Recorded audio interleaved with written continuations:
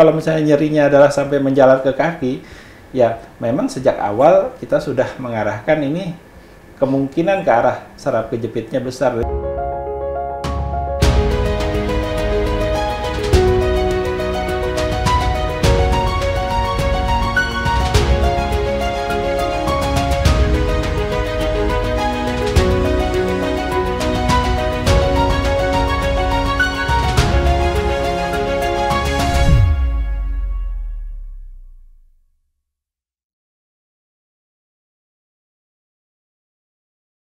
Istilah syaraf terjepit pasti sudah tidak asing kita dengar. Apalagi banyak orang yang punya keluhan nyeri di tulang belakangnya mengira bahwa itu adalah gejala syaraf terjepit. Padahal ada banyak loh penyebab nyeri di tulang belakang kita.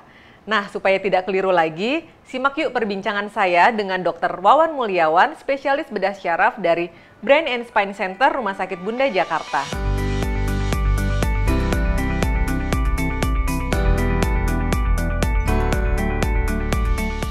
Halo Dr. Wawan. Halo. Apa kabar dok? Baik, alhamdulillah. Dok, kita akan ngebahas tentang syaraf terjepit. Tapi dok, banyak orang nih yang punya keluhan nyeri di tulang belakangnya itu biasanya mengira bahwa itu adalah karena gejala syaraf terjepit. Apa benar dok? Ya baik. Jadi saraf kejepit itu kan sebetulnya istilah awam ya. Jadi istilah yang disebut atau dikatakan oleh masyarakat. Bukan merupakan istilah yang ada di dunia medis begitu. Sebetulnya ketika seseorang datang ke dokter itu kan mayoritas datang karena nyeri di punggungnya atau nyeri di pinggangnya.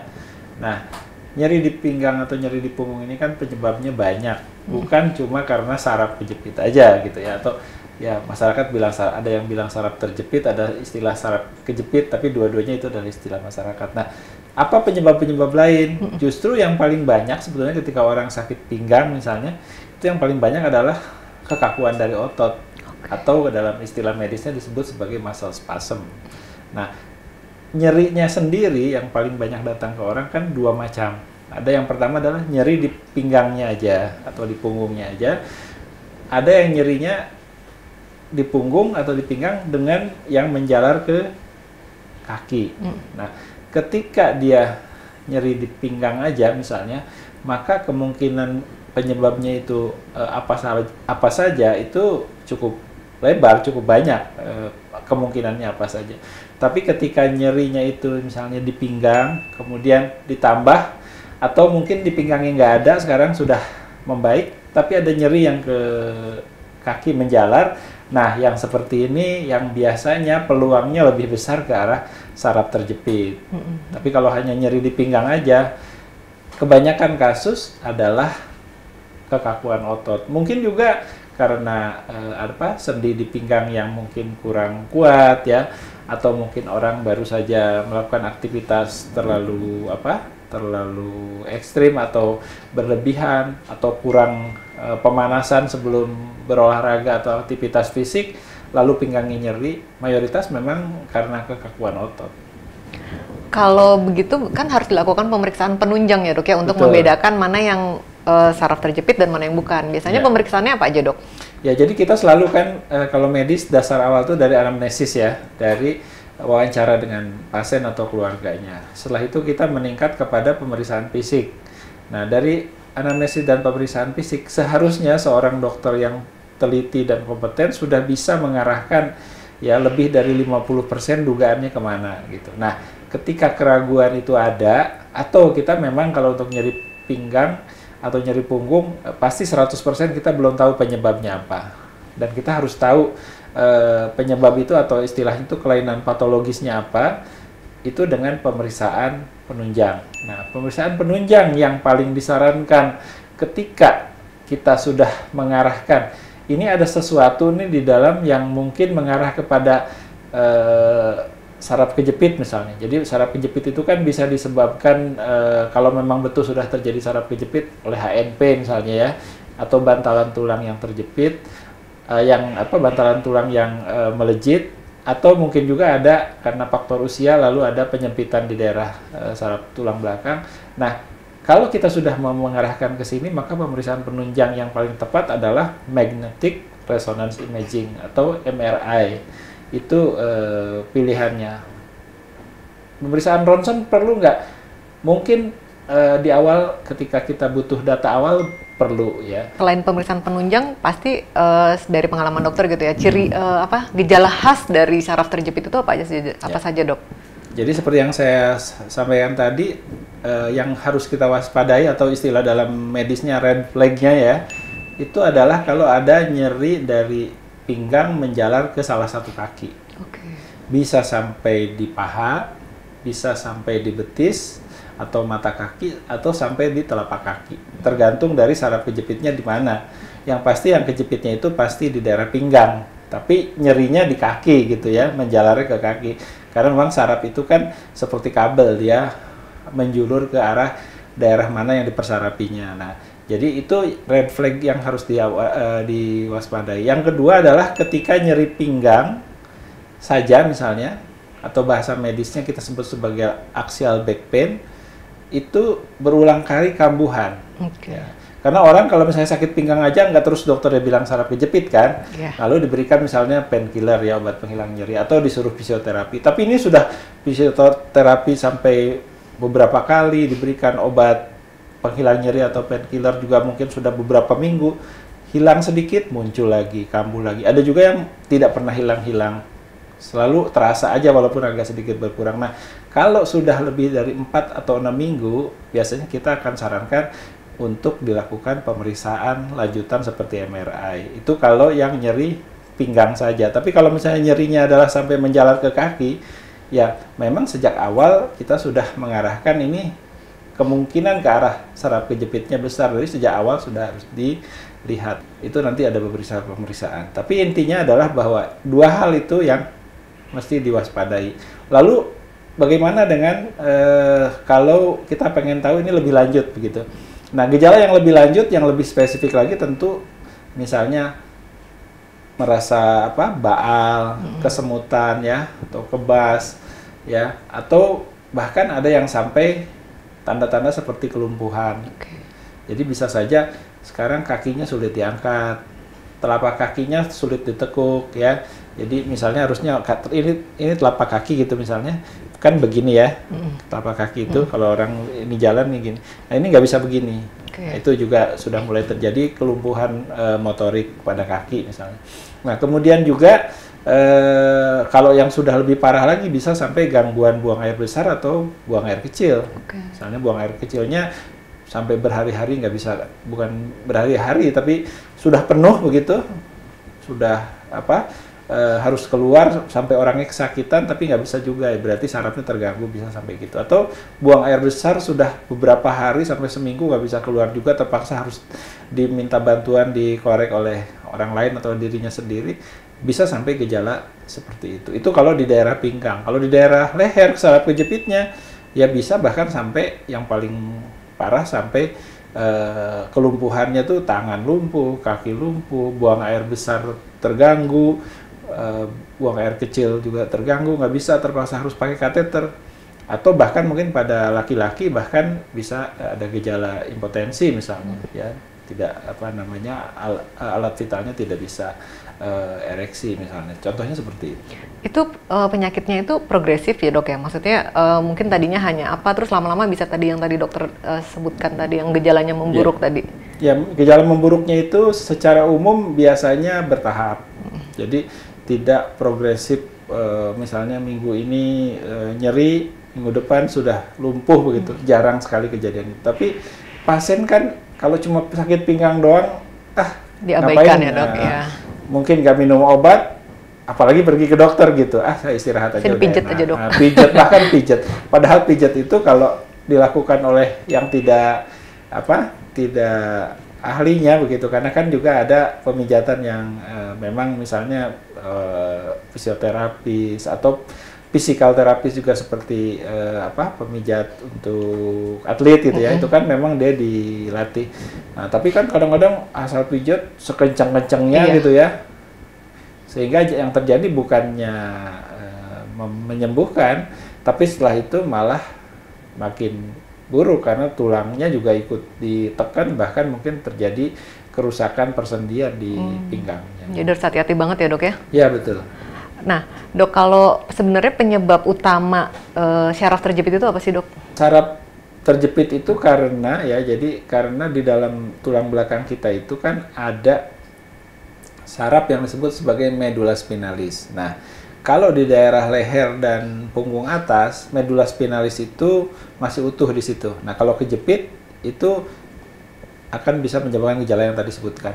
Nah, ketika di daerah pinggang juga dia bisa punya gejala seperti itu, hanya sekarang di sana tinggal akar-akar sarafnya aja atau disebut sebagai cauda equina. Tetapi gejalanya bisa sampai lumpuh juga seperti itu. Nah, itu jadi penyebabnya karena memang sarafnya yaitu saraf yang ada di dalam tabung tulang belakang itu terjepit oleh yang paling banyak karena bantalan tulangnya itu adalah robek atau melejit dan menekan saraf. Itu penyebab kenapa kemudian dia jadi terjepit. Sedangkan penyebab utama daripada saraf kejepit ini apa?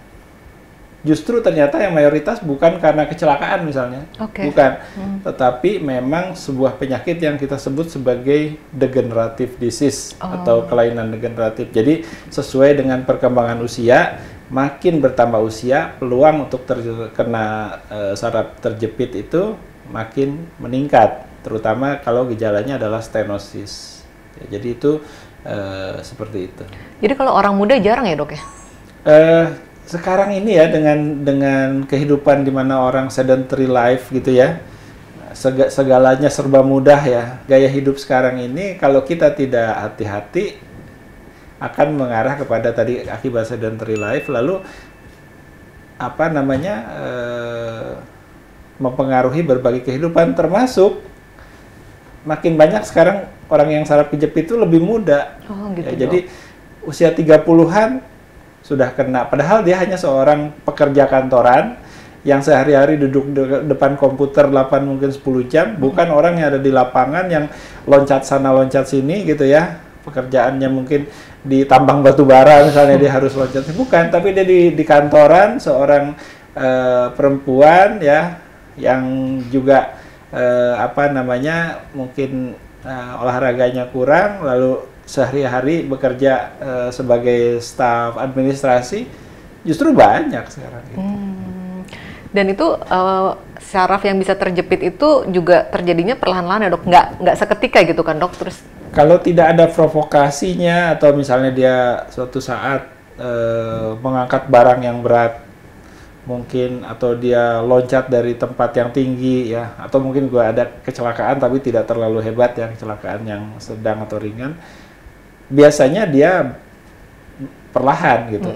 Tapi ada orang yang memang misalnya contoh, sebenarnya bakatnya sudah ada, sebenarnya bantalan di tulang belakangnya itu sudah mulai mau melejit, lalu suatu saat dia harus ngangkat galon air yang 19 liter itu mendadak tanpa cara yang benar, sehingga dia mendadak angkat, langsung dia teriak dus gitu kan, dan ternyata pada saat itulah si bantalan tulangnya itu terprovokasi untuk melejit atau robek ya, dan akhirnya menjepit. Itu bisa saja seperti itu, tapi umumnya memang bertahap, perlahan-lahan ya, Dok ya.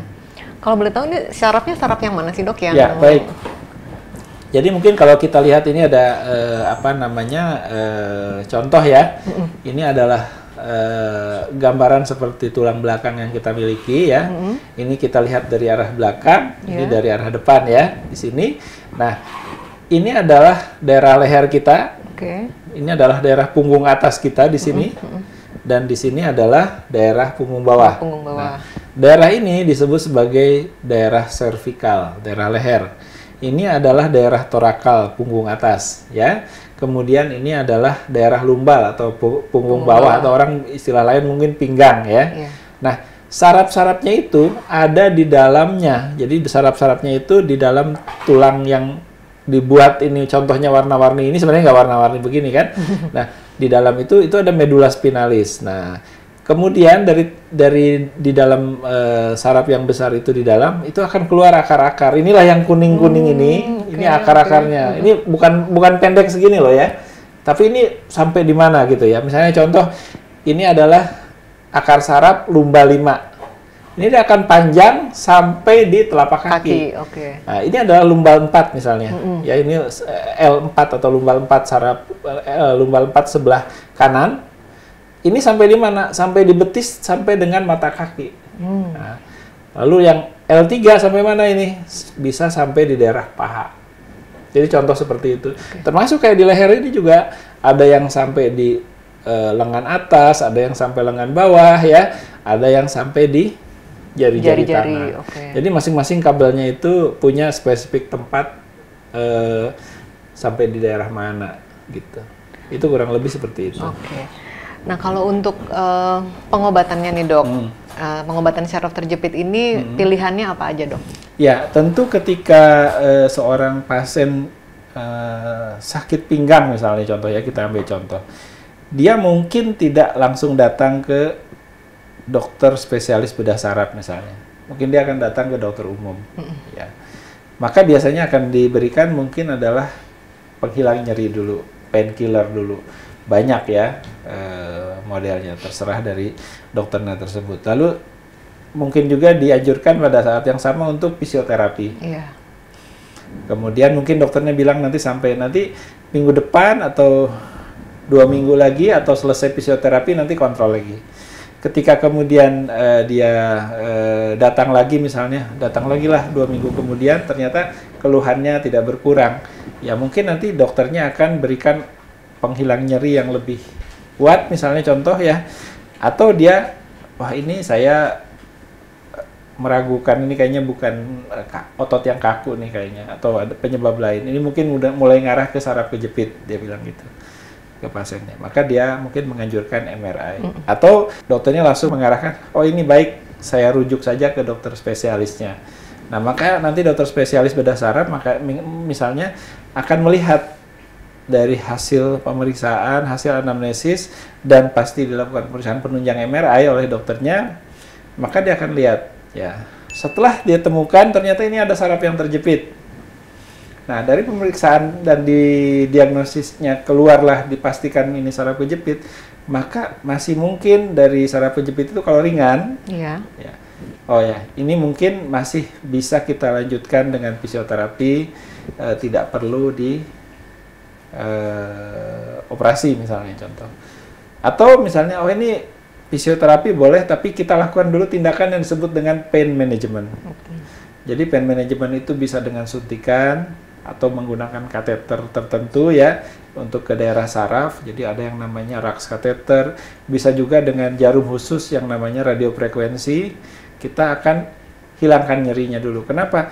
Ini nggak perlu dioperasi sebenarnya karena ringan, tapi nyerinya signifikan. Kan harus ditolong. Prinsip penanganan nyeri itu kan setiap pasien datang nyeri ke dokter jangan sampai pulangnya masih nyeri yang sama gitu. Paling nggak dia dikurangi lah. Jadi dia berikan terapi namanya pain management, disuntikkah atau diberikan tadi apa namanya dengan menggunakan kateter saraf. Nah, kalau misalnya saraf kejepitnya sedang atau berat, mungkin dokternya akan menganjurkan tindakan yang lebih signifikan, misalnya operasi gitu. Nah, tetapi operasi itu jangan dibayangkan, oh operasi itu sesuatu yang di apa istilah masyarakat dibelek gitu ya, lebar gitu. Sekarang dengan berbagai teknologi yang baru itu kita sudah ada bisa dengan endoskopi, mikroskopik ya. Jadi tindakan-tindakannya itu sekarang bisa dilakukan dengan tindakan yang disebut istilahnya itu adalah minimally invasive spine surgery. Jadi tindakan operasi yang bedah minimal. Ya, kalau misalnya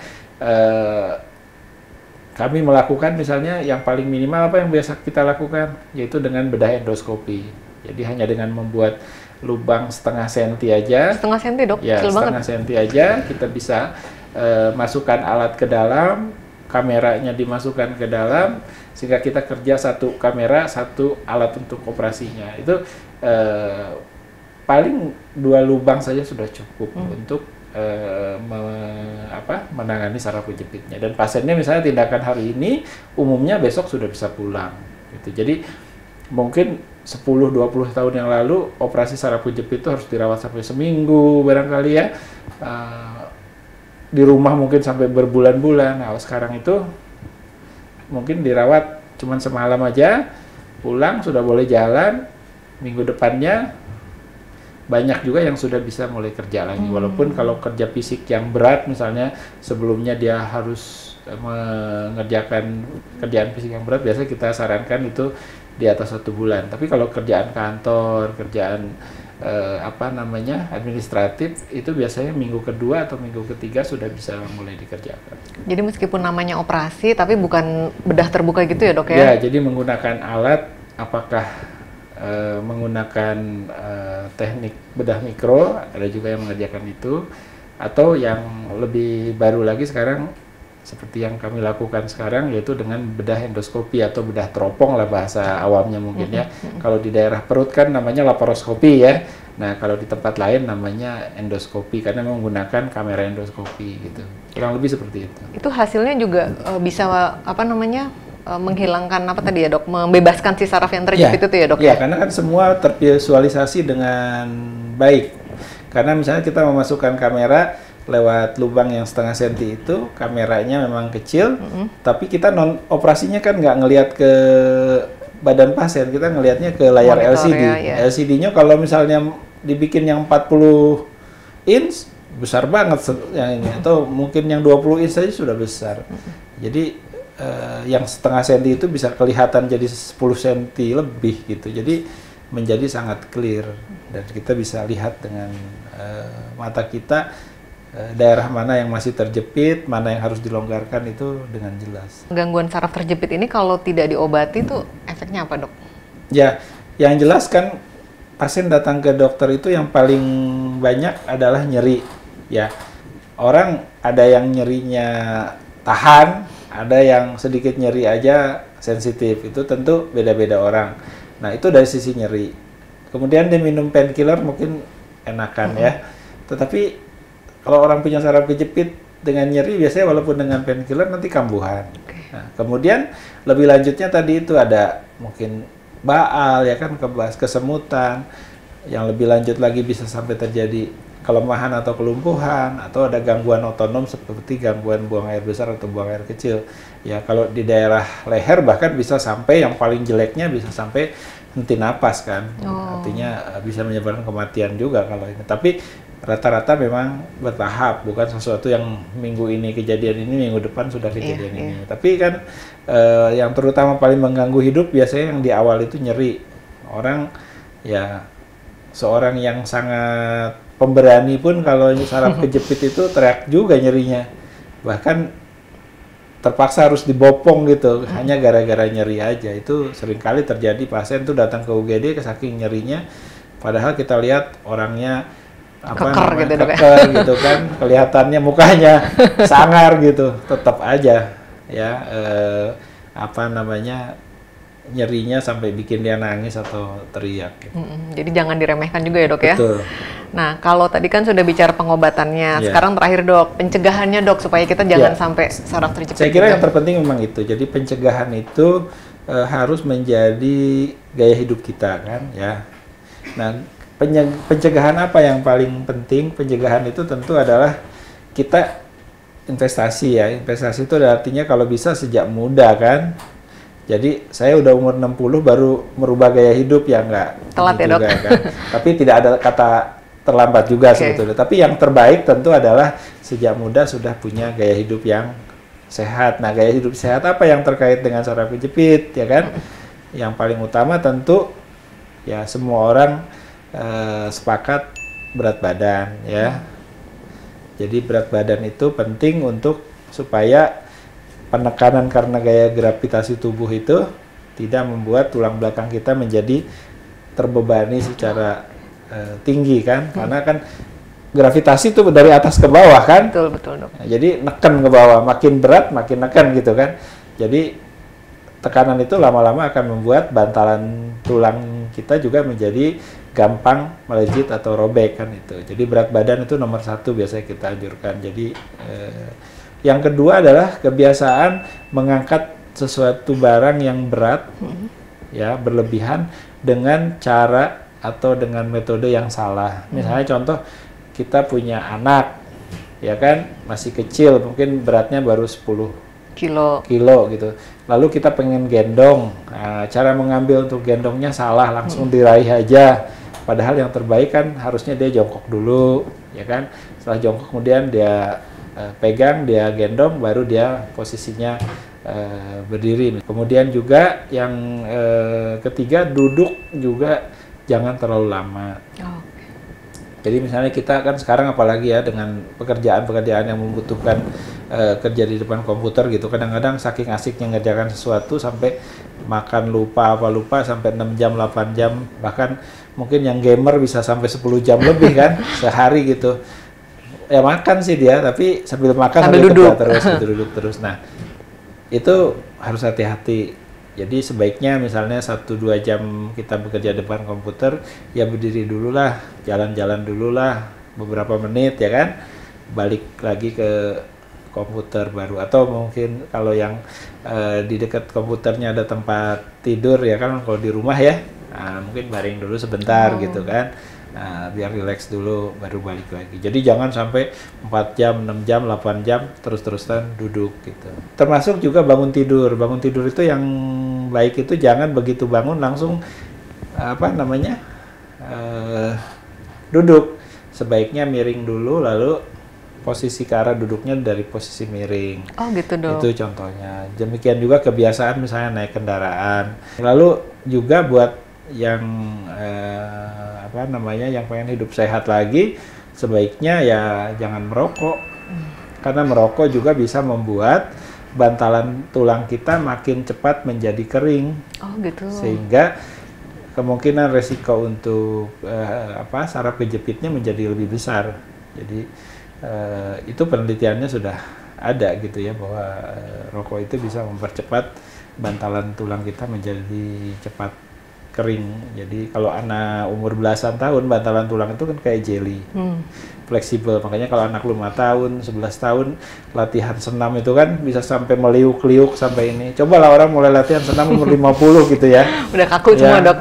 Yang ada habis itu berapa hari harus ini kan harus dirawat jangan karena tulangnya sudah bantalan tulangnya sudah mengeras, sudah lebih daripada bakso urat itu saking kerasnya. Kalau muda masih kayak jelly, makin tua mungkin kayak bakso kayak bakso ikan gitu ya.